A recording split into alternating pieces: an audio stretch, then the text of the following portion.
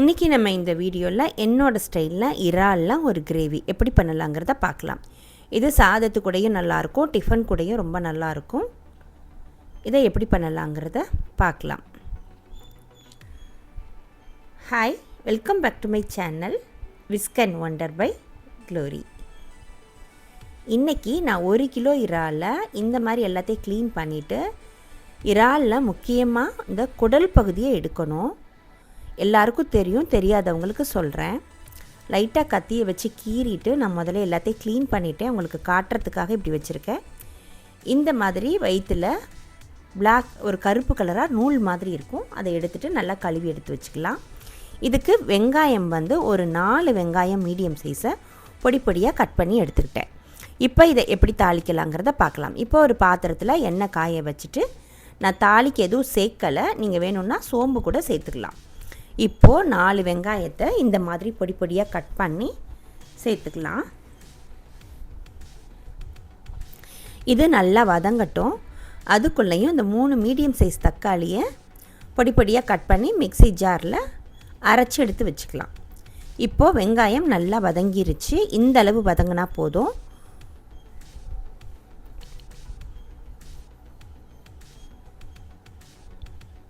இதுக்கு மசாலா என்னென்ன சேர்க்கலான்னு பார்க்கலாம். சீரகத்தூள் 1/2 டீஸ்பூன், சோம்பு 1 டீஸ்பூன், ஏன்னா நான் தாளிக்கு போடலை, அதனால் சோம்பு 1 டீஸ்பூன், மல்லித்தூள் 1 டீஸ்பூன், மிளகாய்த்தூள் காரத்துக்கு ஏற்ற மாதிரி சேர்த்துக்கோங்க, நான் 1 டீஸ்பூன் சேர்த்துருக்கேன், உப்பு தேவையான அளவு. இப்போ இது எல்லாத்தையும் சேர்த்துக்கலாம்.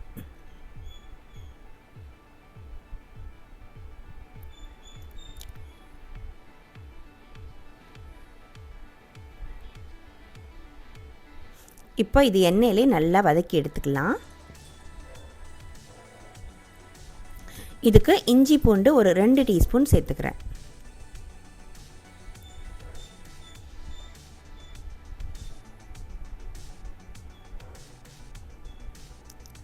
பச்சை வாசனை போகிற அளவு நல்லா வதக்கிட்டு, அதுக்கப்புறம் நம்ம தக்காளியை நம்ம அரைச்சி வச்சுருக்கோம்ல, அந்த தக்காளி பேஸ்ட்டை நம்ம அதில் சேர்த்துக்கலாம்.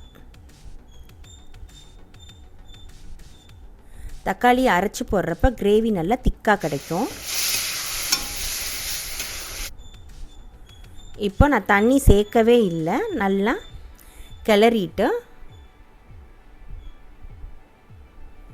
கொஞ்ச நேரம் இதை நல்லா திக்காக விட்டு மூடி போட்டு மூடி வச்சிடலாம். இப்போது நல்லா எண்ணெய் மேலே வந்துருச்சு கசிஞ்சு, கிரேவியும் நல்லா திக்காயிருச்சு.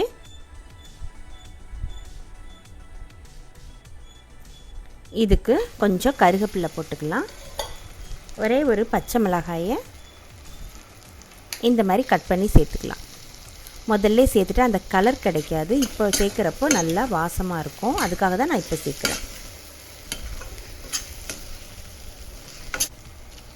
இப்போது நம்ம க்ளீன் பண்ணி வச்ச இறாலை சேர்த்துக்கலாம்.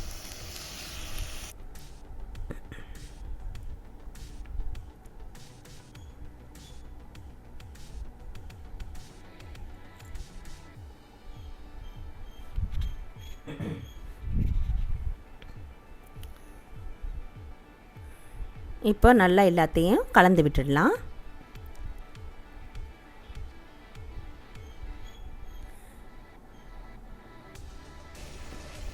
இப்போ இதுக்கு தேவையான அளவு கரம் மசாலா சேர்த்துக்கலாம். ஒரு 1/2 டீஸ்பூன் சேர்த்துருக்கேன்.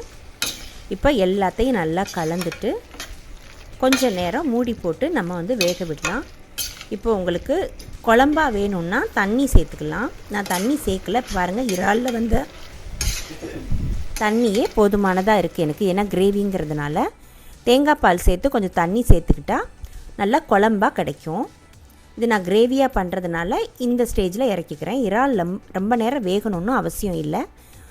நல்லா கொஞ்சம் மீன் மாதிரி தான், சீக்கிரமாக வெந்துடும். ரொம்ப நேரம் வெந்ததுன்னா இறால் ரப்பர் மாதிரி ஆகிடும். இப்போ நல்லா பொடியாக கட் பண்ண கொத்தமல்லி சேர்த்துட்டு இறக்கிடலாம். அவ்வளோதான், இந்த கிரேவி ரெடி ஆயிடுச்சு. இப்போது அடுப்பை ஆஃப் பண்ணிவிட்டு ஒரு பாத்திரத்துக்கு நான் மாற்றிக்கிறேன்.